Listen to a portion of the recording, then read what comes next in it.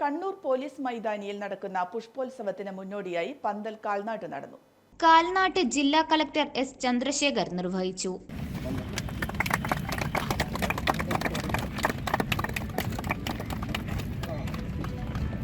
രണ്ടു വർഷത്തെ ഇടവേളയ്ക്ക് ശേഷമാണ് ഈ വർഷം കണ്ണൂർ ജില്ലാ അഗ്രി ഹോർട്ടിക്കൾച്ചർ സൊസൈറ്റിയുടെ ആഭിമുഖ്യത്തിലുള്ള പുഷ്പോത്സവം നടക്കുന്നത്. കഴിഞ്ഞ കാലങ്ങളിൽ നിന്ന് വ്യത്യസ്തമായി ഒട്ടേറെ സ്റ്റാളുകൾ പ്രദർശന നഗരിയിലേക്ക് വരുന്നുണ്ടെന്ന് സെക്രട്ടറി വി.പി. കിരൺ പറഞ്ഞു. കഴിഞ്ഞ കാലങ്ങളിൽ നിന്ന് വ്യത്യസ്തമായി ഒട്ടേറെ സ്റ്റാളുകൾ നമ്മുടെ ഈ പ്രദർശന നഗരിയിലേക്ക് വരുന്നുണ്ട് എന്നാണ് നമുക്ക് മനസ്സിലാക്കാൻ വേണ്ടി കഴിയുന്നത്. പ്രത്യേകതകളുള്ള ഒട്ടനവധി പദ്ധതികൾ ഇതിൻ്റെ ഡിസ്പ്ലേയിലും മറ്റുമായി തയ്യാറാക്കുന്നതിന് വേണ്ടിയുള്ള ശ്രമം സംഘാടകരുടെ ഭാഗത്തു നിന്ന് നടക്കുന്നുണ്ട് എന്നുള്ളതും ഇവിടെ സൂചിപ്പിക്കുകയാണ്. ഏതാണ്ട് എല്ലാ പരിപാടികളും അതിൻ്റെ അവസാന ഘട്ടത്തിലേക്ക് നീങ്ങിക്കൊണ്ടിരിക്കുകയാണ്. എല്ലാ ജനങ്ങളുടെ ഭാഗത്തു നിന്നാണെങ്കിൽ വലിയ രൂപത്തിലുള്ള എൻക്വയറിയാണ് വന്നുകൊണ്ടിരിക്കുന്നത്.